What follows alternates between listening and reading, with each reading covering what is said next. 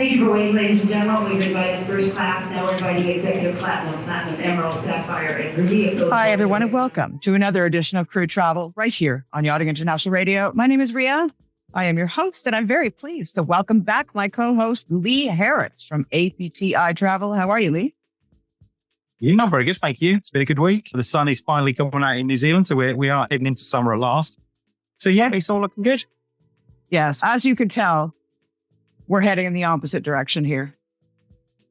Yeah, not so good for Europe. It's sounding a little bit chilly for you guys. That's all right. I'm a Canadian girl, so I'm a cold-blooded creature to begin with. Yeah, you're used to it. Yeah. And what's happening in the world of travel? Let's head on over to the U.S. and U.S. passports. Yes, so an issue which we discussed way back over a year and a half ago when we were doing the show, seems to be finally coming to an end.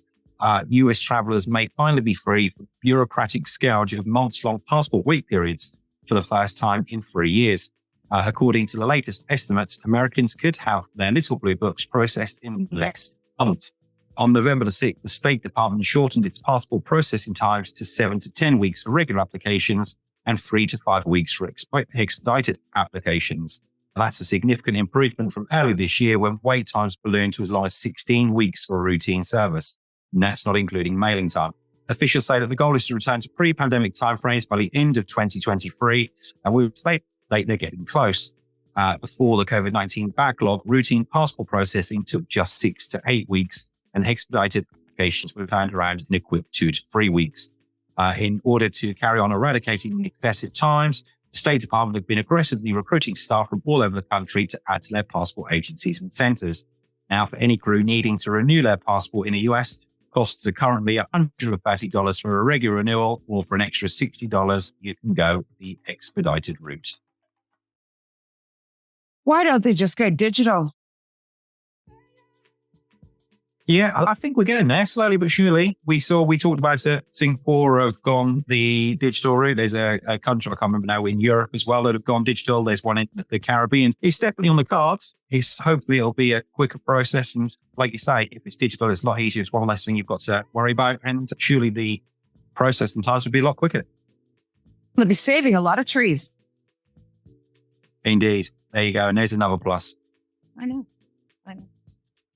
Good news for Filipino crew. Yeah, so crew traveling to and from Manila in the Philippines should find getting seat time to be a little easier over the coming months. A glut of airlines have recently or are in the process of being to their airport before the end of 2023. United Airlines recently launched their flight from San Francisco to Manila direct. That was at the end of October. And this has been closely followed by both Vietnam Airlines and Cebu Pacific launching flights direct to and from Vietnam. On top of this, Batak Air will be operating a daily direct service between Kuala Lumpur and Manila, and Greater Bay Airlines operating flights between Hong Kong and Manila also. This brings a whopping 42 international carriers now operating out of Manila, serving 57 global destinations.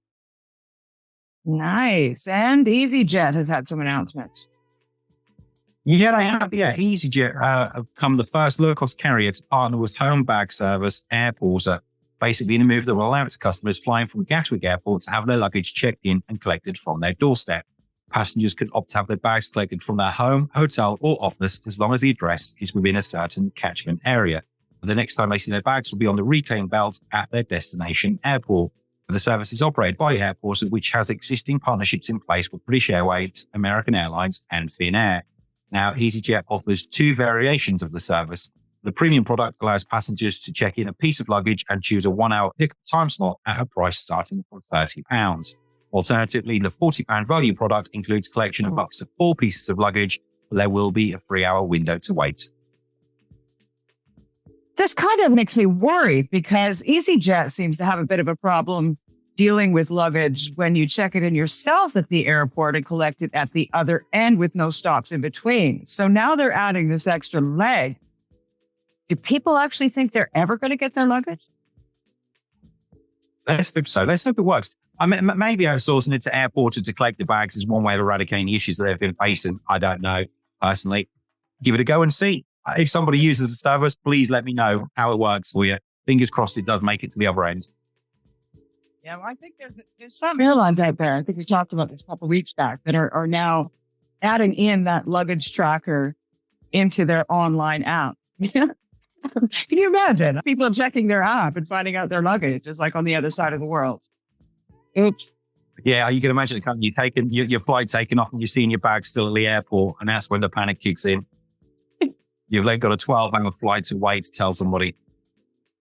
Yeah, and then they want to have receipts before you can actually claim. I did that once. I put all of my shoes in one suitcase, and they lost that suitcase. So I literally had only the shoes I was wearing. And it was like an event, or a whole event over the weekend. And I literally had the shoes I was wearing. I think they were sneakers or boots or something. And I was going to this fancy event, and all my dress shoes were in this bag. And they never got it back. But of course, you don't keep receipts. If you've got shoes in a bag or different clothing items, who keeps their receipts for that stuff after you've worn them 5 or 6 times? Exactly right. You don't do you say. Yeah. Did you get anything back for us all or not? I think I got the price of one pair of shoes, and I had about 10 in there. That was when I actually liked shoes back then. I don't like them anymore. So Air New Zealand has some news. Yeah, Air New Zealand and Singapore Airlines are going to increase their capacity between Singapore and New Zealand from March next year. This is in response to high demand. The carriers jointly operate 3 services a day between Auckland and Singapore, and from March will operate a second daily Air New Zealand operated 777 service, which will work out to an equivalent 17,000 extra seats over the northern summer period. The carriers also hope with regulatory approval to be able to add a further flight, which will increase the passenger capacity by a further 1,700 passengers per week by the end of next year. With Singapore being a popular transit hub with Kiwi crew, this is good news for next year's med season. And we have a crew question this week. Yeah, we did. We received a question this week from Philip, who's due to travel in the first week of December to the Caribbean to rejoin a yacht he's been working on. Philip has asked what airlines are flying direct into the Caribbean at the moment from the UK. The answer, Philip, out of the UK to the Caribbean is quite a well-stocked list of flight options, actually, which is quite unusual because it's normally a struggle of Caribbean season, but there is quite a few more this time. I'll quickly run through a few of them. I can't run through all of them, obviously, because we could be here quite a while, but British Airways have got flights from Gatwick to Antigua, but then heads onward to Aruba, St. Kitts and Tobago. They also have flights to Jamaica, also St. Lucia, and to Trinidad. They're all out of Gatwick. From Heathrow, sorry, my cat has now just decided to walk past me. From Heathrow, we have flights to Bahamas, Barbados, and Bermuda, all with BA. With Virgin, we have flights from Heathrow to Antigua, to Bahamas, and to Barbados. That hops to Grenada and St. Vincent and the Grenadines. And lastly, from Heathrow to Montego Bay in Jamaica. There are a couple of low-cost options also with TUI and with Norse. Obviously, as they're low-cost, they will not have the flexibility that maybe commercial airlines will have. No strike action, no disastrously happenings at the moment. No, it's all pretty positive, to be honest with you. There's been no strike actions popped up this week. And no, everything's been good, which is good. Let's keep our fingers crossed. Let's hope this is a sign of things to come. Although I'm sure we said this on many occasions last time, and in the following week, it was all doom and gloom, and I was referred to as the Grim Reaper. Let's hope that doesn't happen this time. Yes, I just knocked on wood for you. Yeah, let's do that. Well, Lee, I want to say thank you ever so much. And as well, if anybody out there has free questions, of course, please do direct them to Lee, not to me, because I can't answer them. But we'll provide all of Lee's information below this interview when it airs. And yeah, we'd love to answer your questions. And if they're time sensitive, Lee will answer them right away, I'm sure. Indeed. Sunny will. Yep. And there goes my cat once more making an appearance. Look, it's a cat. They want the spotlight.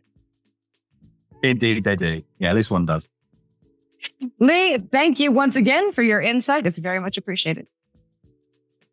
It's always a pleasure. So looking forward to next week already. I know. You've been watching another edition of Crew Travel right here on Yachting International Radio. My name is Ria. I have been your host with Lee Harris from ATPI Travel as my co-host.